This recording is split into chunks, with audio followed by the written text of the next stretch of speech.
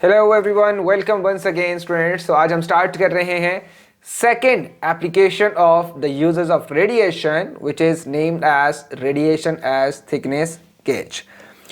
सो बेटा पहले इस डायग्राम को अंडरस्टैंड कर लेते हैं, उसके बाद हम प्रॉपर थ्योरेटिकल कॉन्सेप्ट के ऊपर चले जाएंगे। इस डायग्राम में अगर आप ध्यान से देखिए बेटा तो आपको कुछ चीज़ें नज़र आएंगी, जिसमें जो आपको ये ड्रम्स नज़र आ रहे हैं इनको हम एक नाम दे देते हैं रोलर्स का। ओके स्टूडेंट्स, इसके साथ ही स्टूडेंट्स आपको एल्यूमिनियम फॉयल नज़र आ रही है, या इसको हम कह सकते हैं कि ये कोई पेपर भी है जिसकी थिकनेस हम कंट्रोल करना चाहते हैं, या जिसकी थिकनेस स्टूडेंट्स हमें कितनी चाहिए 0.2 mm चाहिए। अब याद रहे स्टूडेंट्स कि इतनी थिकनेस का अगर हम बाय हैंड ये पेपर बनाना शुरू कर देंगे या एल्यूमिनियम फॉयल बनाना शुरू कर देंगे तो वो हमें इस थिकनेस पे एक्यूरेट थिकनेस नहीं मिलेगी स्टूडेंट्स, एल्यूमिनियम फॉयल या पीस ऑफ पेपर की। क्यों? क्योंकि बाय हैंड स्टूडेंट्स हम जो भी काम करते हैं, ह्यूमन जो भी काम करते हैं, उसकी एफिशिएंसी इतनी ज़्यादा अच्छी नहीं होती। इसका मतलब है इस रिजल्ट, ये जो टारगेटेड रिजल्ट है हमारा रिजल्ट इससे ऊपर नीचे फ्लक्चुएट ज़रूर कर सकता है। सो स्टूडेंट्स इसके लिए हम एक मशीनरी यूज़ कर रहे हैं जिसको मैं अभी आपको प्रॉपर तरीके से गाइड कर रहा हूं। सो स्टूडेंट्स आपने देखा कि रोलर्स हैं और इनके दरमियान से क्या पास हो रही है, एल्यूमिनियम फॉयल पास हो रही है। अब स्टूडेंट्स अगर यही रोलर को मैं बाय सम इलेक्ट्रिकल इनपुट को एनर्जी दूं और ये मैकेनिकल वर्क डन मुझे करके देना शुरू कर दें, और मैं इन दोनों रोलर्स के दरमियान इतनी स्पेस रखूं कि जिस स्पेस से मुझे क्या मिले 0.2 mm या मिलीमीटर की थिकनेस की एल्यूमिनियम फॉयल मिल जाए, तो बड़ा अच्छा रिजल्ट मुझे देखने को मिलेंगे। लेकिन हो सकता है कि कहीं ना कहीं जब ये मशीनरी कोई वर्क डन कर रही हो तो किसी न किसी रीज़न की वजह से इन रोलर्स के दरमियान जो स्पेस है स्टूडेंट्स ये हल्की फुल्की सी कम या ज़्यादा भी हो सकती है। जस्ट बिकॉज के मशीन जब रन करेगी, मोटर वगैरह रन करेगी, तो आपको पता है वाइब्रेशन की वजह से हो सकता है कभी ये थिकनेस कम हो जाए, कभी थिकनेस ज़्यादा हो जाए, हल्की फुल्की सी फ्लक्चुएशन आ जाए। तो आपके तो रिजल्ट में मसला आ गया ना बेटा। इस फ्लक्चुएशन को स्टूडेंट्स ओवरकम करने के लिए हम कुछ रेडिएशंस का यूज़ करते हैं और कुछ कमांड सिस्टम का यूज़ कर लेते हैं। अब देखिए स्टूडेंट्स कि आपको ऊपर एक नज़र आ रहा है बीटा सोर्स, इसके साथ ही स्टूडेंट्स आपको एक कमांड सिस्टम नज़र आ रहा है, एक फीडबैक सिस्टम नज़र आ रहा है जो कि डायरेक्ट कनेक्ट है स्टूडेंट्स रोलर्स के साथ। अब बेटा कहानी को आसान करते हैं, और आसान कुछ इस तरह करते हैं कि जब आप एक डिटेक्टर बीटा एमिटर के नीचे रखते हो और उसके दरमियान से पेपर पास करवाते हो, तो चूंकि ये एल्यूमिनियम फॉयल की थिकनेस 0.2 mm की है, इसका मतलब है स्टूडेंट्स कि जो लो एनर्जेटिक इलेक्ट्रॉन्स होंगे या बीटा पार्टिकल्स होंगे वो इससे एब्जॉर्ब हो जाएंगे, या मतलब इससे पास नहीं हो सकेंगे। किससे पास नहीं हो सकेंगे? एल्यूमिनियम फॉइल्स जो इनके रास्ते में आ रही है। लेकिन स्टूडेंट्स जो हाई काइनेटिक एनर्जी या हाई एनर्जेटिक इलेक्ट्रॉन्स होंगे या बीटा पार्टिकल्स होंगे वो इस एल्यूमिनियम फॉइल के अंदर से पेनिट्रेट करके डिटेक्टर तक आ जाएंगे और आपको स्टूडेंट्स कोई ना कोई रीडिंग दे देंगे। लेट्स सपोज कीजिए स्टूडेंट्स वो जो रीडिंग इस टाइम दे रहे हैं 500 साइकिल पर सेकेंड है, और रोलर्स रोल कर रहे हैं। आपको कितनी थिकनेस का पेपर दे रहे हैं स्टूडेंट्स? 0.2 mm का। अब स्टूडेंट्स ये जो मैंने आपको रीडिंग बताई है बेटा ये एवरेज रीडिंग है। ऑब्वियसली बैकग्राउंड रेडिएशंस की वजह से ये वैल्यू थोड़ी बहुत ऊपर नीचे फ्लक्चुएट कर सकती है, लेकिन हम कंसीडर कर रहे हैं कि इस वैल्यू दैट्स मीन 500 में कुछ रीजनेबल चेंज ना आए। हमारा टारगेट ये है बेटा। सो मैं अगेन बात को शॉर्ट किए देता हूं कि इस टाइम जो हमें 500 साइकिल पर सेकेंड हमें जो रीडिंग्स या ये जो रेडिएशन स्टूडेंट्स मिल रही है, इस time in radiations that's mean beta source और डिटेक्टर के दरमियान जो पेपर की थिकनेस है बेटा वो कितनी है? 0.2 mm है। अब बेटा होता क्या, जैसे मैंने पहले अर्ज किया कि ये जो रोलर्स के दरमियान स्पेस है ये कम या ज़्यादा हो सकती है। इमेजिन कर लेते हैं वाइब्रेशनल मोशन की वजह से मशीन जब चलती है तो उससे वाइब्रेशन प्रोड्यूस होती है, या किसी फॉल्ट की वजह से रोलर्स के दरमियान स्पेस अचानक से थोड़ी सी इंक्रीज हो जाती है, और जो पेपर है स्टूडेंट्स ये हमें बजाय कि 0.2 mm का मिले, ये बेटा हमें मिलना शुरू हो जाता है 0.4 mm का। अब तो मसला हो गया स्टूडेंट्स। क्यों? क्योंकि इतनी थिकनेस तो हमें नहीं चाहिए बेटा। इसके लिए हम क्या स्ट्रेटजी रखेंगे स्टूडेंट्स कि हमने डिटेक्टर को और इन रोलर्स को एक कंप्यूटराइज सिस्टम के थ्रू एक कमांड या फीडबैक सिस्टम से कनेक्ट किया हुआ है। जैसे ही ये फीडबैक सिस्टम, ये जो यहाँ पे लगाया हुआ है हमें स्टूडेंट्स, इसका जो सेट पॉइंट हमने टारगेट सेट किया हुआ है, जैसे ही ये देखेगा कि अब थिकनेस इंक्रीज हुई है, इसको कैसे पता चलेगा? क्योंकि ये डिटेक्टर से कनेक्टेड है। डिटेक्टर को कैसे पता चलेगा कि थिकनेस इंक्रीज हुई है? क्योंकि जब ज्यादा थिकनेस होगी स्टूडेंट्स, तो जो इलेक्ट्रॉन्स हैं जो पहले 500 पास हो रहे थे, अब हो सकता है स्टूडेंट्स यही रीडिंग डिक्रीज होके 350 काउंट रेट पर साइकिल पे आ जाए। इसका मतलब है स्टूडेंट्स कि अब ये जो थिकनेस है, अब ये चूंकि इंक्रीज हो गई है, तो फौरन से कंप्यूटराइज कमांड सिस्टम इन रोलर्स तक मैसेज भेजेगा और एक मैकेनिकल इनपुट के थ्रू इन रोलर्स की स्पेस दोबारा से इतनी कम कर देगा स्टूडेंट कि आपको अगेन थिकनेस कितनी मिलना शुरू हो जाएगी? 0.2 mm मिलना शुरू हो जाएगी। अब स्टूडेंट्स अगर इससे काम ऑपोजिट हो जाए कि बजाय इसके कि 0.2 mm मिले, मैं कहता हूं कि अब मुझे कितने मिलने शुरू हो गई है? 0.1 mm। इसका मतलब है कि स्पेस और रोलर्स के दरमियान कम हो गई स्टूडेंट्स।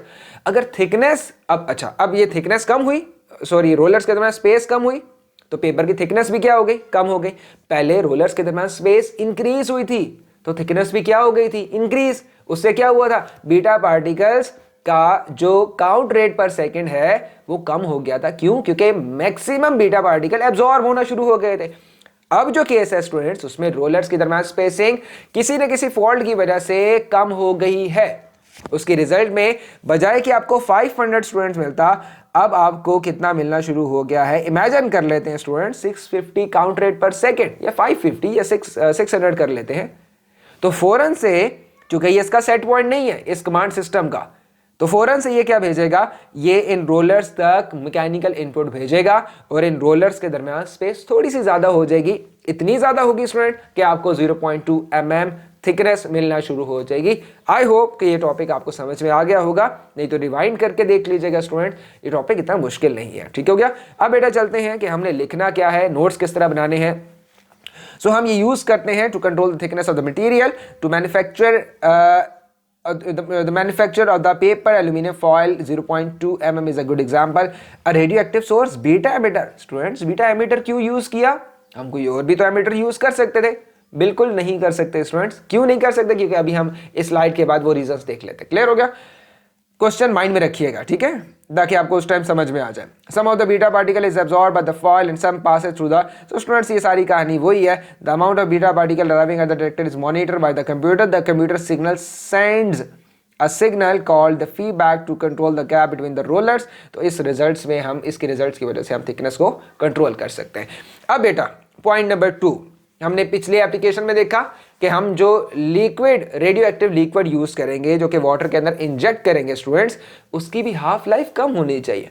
इस दफा भी जो हम हाफ लाइफ यूज कर रहे हैं बीटा की, वो कम नहीं होनी चाहिए, वो ज्यादा होनी चाहिए। उस टाइम तो क्या मसला था कि वो जो वाटर था वो हमने कंज्यूम भी तो करना था। इस टाइम क्या मसला है? हमें मशीन लाइफ टाइम के लिए चाहिए, बहुत लंबे अरसे के लिए चाहिए। तो हमें ऐसा मटेरियल, ऐसा सैंपल यूज नहीं करना स्टूडेंट जिसकी लाइफ टाइम या जिसकी हाफ लाइफ क्या हो? कम हो। एक रीजन मैंने आपको थोड़ी सी समझा दी, अगली रीजन इसकी बता देता हूं। अगर इसकी हाफ लाइफ कम हुई, वेरी शॉर्ट की हुई, तो फिर क्या होगा? फिर आप एल्यूमिनियम फॉइल लगाओ ना लगाओ स्टूडेंट्स, उसकी तो रीडिंग खुद ब खुद डिक्रीज होना शुरू हो जाएगी। क्योंकि कुछ दिन बाद, एक दिन बाद, हाफ डे बाद उसकी रीडिंग कम होना शुरू हो जाएगी। क्यों? क्योंकि उसकी हाफ लाइफ अप्रोच होना शुरू हो जाएगी student. Alright, so it's activity remain constant अगर हम यूज करेंगे longer half life. Otherwise, okay, so we need constant count rate, otherwise a fall thickness increase can be detected.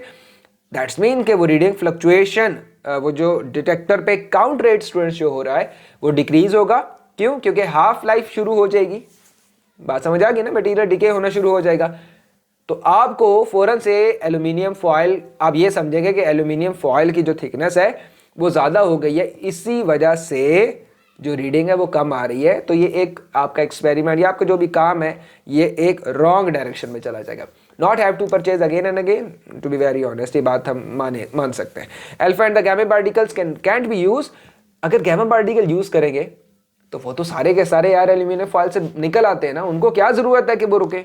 क्यों? क्योंकि उनको रोकने के लिए स्टूडेंट्स लेड यूज की जाती है, कंक्रीट की छोटी सी थिकनेस की वॉल यूज की जाती है, या लेड की स्पेसिफिक थिकनेस यूज की जाती है। वो थिकनेस क्या है हम पढ़ चुके हैं, प्रीवियस लेक्चर से एक दफा देख लीजिएगा, अल्फा बीटा और गैमा का। नेक्स्ट रीजन ये है कि अल्फा यूज नहीं कर सकते। क्यों स्टूडेंट्स? क्योंकि अल्फा सारे के सारे स्टॉप हो जाएंगे। तो एक का प्रॉब्लम ये है कि सारे के सारे स्टॉप हो जाएंगे, एक का प्रॉब्लम यह है कि कोई भी स्टॉप नहीं होगा। तो हम मीडियोकर सा एक मीडियम टाइप का पेनिट्रेशन पार्टिकल्स यूज करते हैं, जिसको हम स्टूडेंट्स कहते हैं बीटा पार्टिकल, जिसमें हमें कुछ एब्जॉर्ब होते हुए फील होते हैं और कुछ पेनिट्रेट होते हुए, पास ऑन होते हुए हमारे डिटेक्टर तक आ जाते हैं और हम उनको काउंट कर लेते हैं। जी स्टूडेंट, आई होप सो ये टॉपिक इजी लगा होगा आपको। अब बेटा चलते हैं स्मोक अलार्म की तरफ। अगेन इसकी जो सैंपल डायग्राम है वो मैं आपको समझा देता हूं, देन इसकी थ्योरेटिकल कॉन्सेप्ट के ऊपर भी हम नोट्स की फॉर्म में चले जाएंगे। सो बेटा स्मोक अलार्म ये डिफरेंट तरह के स्कूल्स में लगा होता है। छत के ऊपर एक छोटा सा एक राउंड कलर का एक चीज़ अटैच होती है, स्टिक हुई भी होती है वॉल के साथ स्टूडेंट्स, आपके रूफ के पास, वो स्मोक अलार्म होता है।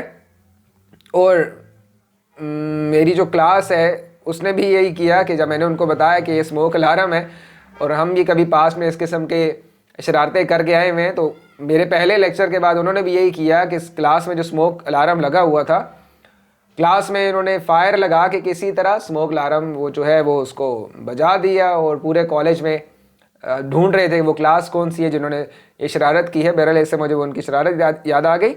आई होप से वो सुन रहे होंगे मेरी बात को। तो बेटा अब चलते हैं हम स्मोक अलार्म को समझने, जिसमें हम यूज़ कर रहे हैं बेटा एक सायरन जो कि साउंड प्रोड्यूस करेगा और ये साउंड आपके पूरे कॉलेज में सुनाई देती है। ठीक हो गया बेटा? इसके साथ साथ स्टूडेंट्स एक डिटेक्टर लगा होता है जो कि सेंस करता है कि कितने अमाउंट में करंट पास हो रहा है। अभी कुछ भी समझ नहीं आएगा लेकिन परेशान नहीं होना, सुनते रहिए सिर्फ।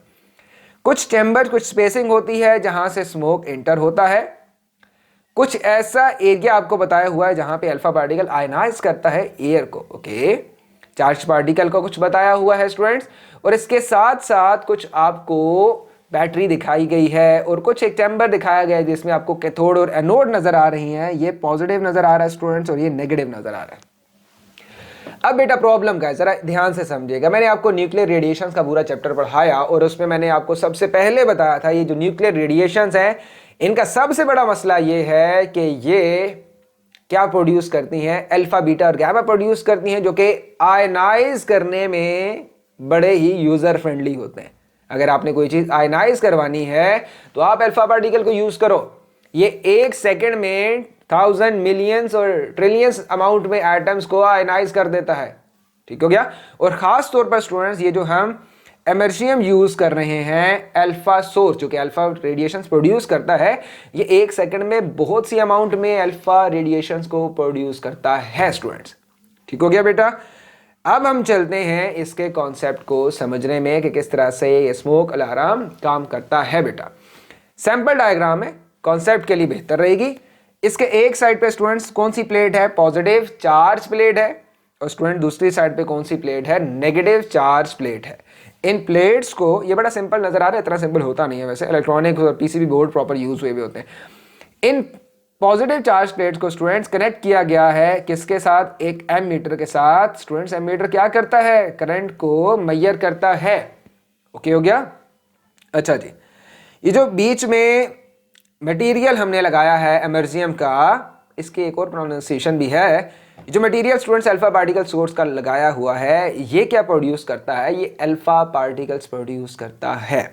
अब चूंकि इन दोनों प्लेट्स के दरमियान स्टूडेंट्स एयर मौजूद है, जैसे आपके रूम में जो भी एयर होगी वो ऑब्वियसली इस चैम्बर के अंदर भी एयर वही होगी। इमेजिन कर लो इस टाइम एयर के मॉलिक्यूल कुछ इस तरह हैं। अल्फा पार्टिकल आता है जिसके अंदर कितने हैं? 2 प्रोटॉन है, 2 न्यूट्रॉन है, हीलियम न्यूक्लाई है। वो एक सेकंड में बहुत ज्यादा अमाउंट के निकलते हैं। ओके हो गया बेटा? तो जैसे ये रास्ते में कोलाइड करते हैं स्टूडेंट्स एटम के साथ, ये एटम को आयनाइज करना शुरू कर देते हैं और आपको विद इन 1 सेकेंड इस चैम्बर के अंदर, इस पॉजिटिव और नेगेटिव प्लेट के अंदर आपको कुछ नेगेटिव और कुछ पॉजिटिव चार्जेस नजर आना शुरू हो जाते हैं। बेटा negative charges stand for electrons, positive ions मतलब के एटम भी हैं और उनके अंदर क्या मौजूद है? न्यूक्लियस भी है और प्रोटॉन्स भी हैं, लेकिन इलेक्ट्रॉन की डेफिशिएंसी है। ठीक हो गया? ऐसा नहीं समझिएगा कि पॉजिटिव चार्ज का मतलब है कि प्रोटॉन सेपरेट सेपरेट फिर रहा होता है, ऐसा ये रॉन्ग कॉन्सेप्ट है। नेगेटिव चार्जेस का मतलब है इलेक्ट्रॉन्स, पॉजिटिव चार्जेस का मतलब होता है पॉजिटिव आइंस। ठीक हो गया? हम इसकी बात कर रहे हैं। अच्छा बेटा, अब आपको नजर आ रहा होगा, ये देखिए आपको क्या नजर आ रहा है, एयर मॉलिक्यूल्स एंटर हो रहे हैं, ये अल्फा पार्टिकल सोर्स है, ये देखें यहां से रेज बाहर निकल रही है ग्रीन कलर्स की, और ये रेडिएशन ये क्या कर रही है, ये आइंस प्रोड्यूस कर रही हैं। ठीक हो गया बेटा? अब ये जो आइंस प्रोड्यूस कर रही हैं ये क्या है, ये पॉजिटिव और नेगेटिव आइंस प्रोड्यूस कर रहे हैं। ऊपर स्टूडेंट्स आपने लगाया हुआ है पॉजिटिवली चार्ज प्लेट, नीचे आपने लगाया है negatively charge plate. So what will happen that electrons due to positive charge, due to attraction from the positive charge, will move towards the positive charge plate and the positive ions will move towards the negative charge plate. Okay हो गया? ये जो negative charge plate है ये दोबारा से electrons को यहां से इलेक्ट्रॉन्स पिक कर लिए जाएंगे। कौन पिक करेगा? पॉजिटिव आयन, और दोबारा से न्यूट्रल हो जाएगा। तो हमारा काम सिर्फ और सिर्फ किससे होगा? नेगेटिव इलेक्ट्रॉन से होगा। अब बेटा जरा ध्यान से समझिएगा, आपने इन दोनों प्लेट्स के दरमियान, पॉजिटिव प्लेट्स के दरमियान, नेगेटिव प्लेट के दरमियान क्या प्रोड्यूस कर दिया है? नेगेटिव इलेक्ट्रॉन्स प्रोड्यूस कर दिए।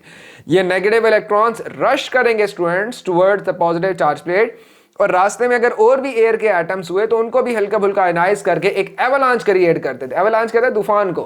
एक एक्सट्रीम लाइन इलेक्ट्रॉन्स की प्रोड्यूस होती है, और सारे के सारे इलेक्ट्रॉन्स, नेगेटिव चार्जेस के इलेक्ट्रॉन्स किधर मूव करना शुरू हो जाते हैं? सर्किट में मूव करना शुरू हो जाते हैं। और कुछ एक्सपेरिमेंट कह रहा हूं, ये सर्किट कुछ इस तरह से डिजाइन किया गया है स्टूडेंट्स कि अगर तो एमीटर में डिफ्लेक्शन शो होती रही, क्या होती रही? एमीटर में डिफ्लेक्शन शो होती रही, मतलब करंट हर टाइम फ्लो होता रहा इस स्मोक अलार्म के चैम्बर से, तो आपका अलार्म नहीं बचेगा। लेकिन अगर किसी तरह आपने ये इलेक्ट्रॉन्स का फ्लो रुकवा दिया स्टूडेंट्स, तो फिर यही स्मोक अलार्म जो स्पीकर लगा है उससे ये सायरन प्रोड्यूस करना शुरू हो जाएगा। सो हमारा टारगेट ये है, हमने अभी तक इतना समझ लिया है कि ये जो नेगेटिव इलेक्ट्रॉन्स है due to ionization effect, alpha radiation coming from the alpha particle source, उससे आयनाइजेशन हुई and the stream of electron moved from the positive charge plate towards the ammeter. For that reason आपका circuit में current flow होता रहेगा और siren जो है वो ऑफ रहेगा।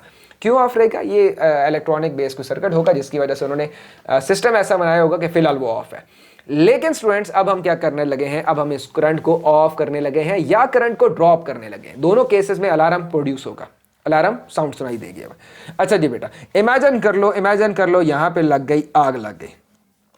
ओके हो गया? फ्लेम्स मैंने बना दिए। इससे क्या निकल रहा है स्टूडेंट्स? स्मोक निकल रहा है, धुआं निकल रहा है।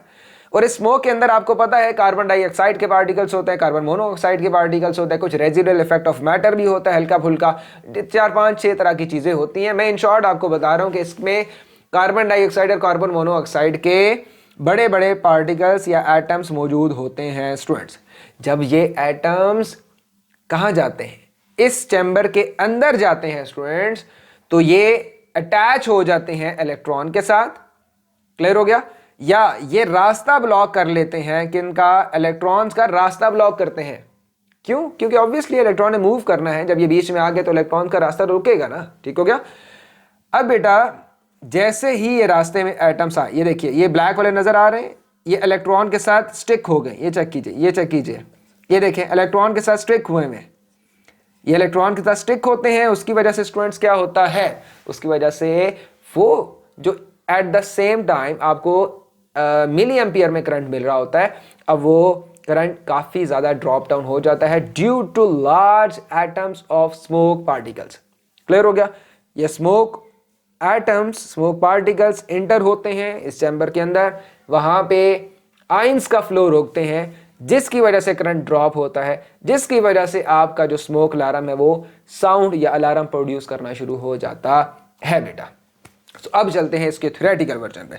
Smoke alarm have very small mass, तो have a very small mass of a substance radioactive isotope that is americium 241। बहुत स्मॉल मास होता है, नैनोग्राम में हम इसको, छोटी सी चिप लगी होती है इसके अंदर। ठीक है?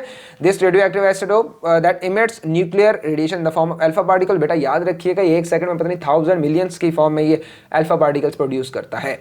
अब आप पूछेंगे सर इतने प्रोड्यूस करता है, हमारा तो पूरा क्लासरूम भर जाना चाहिए अल्फा पार्टिकल से। नहीं बेटा, जैसे ही ये अल्फा पार्टिकल्स, एक तो इनकी रेंज बड़ी शॉर्ट होती है, पॉइंट नंबर 1। इसका मतलब बड़ी मुश्किल से हार्डली बाहर निकलते हैं इस स्मोक अलार्म के अंदर से, पहला पॉइंट ये।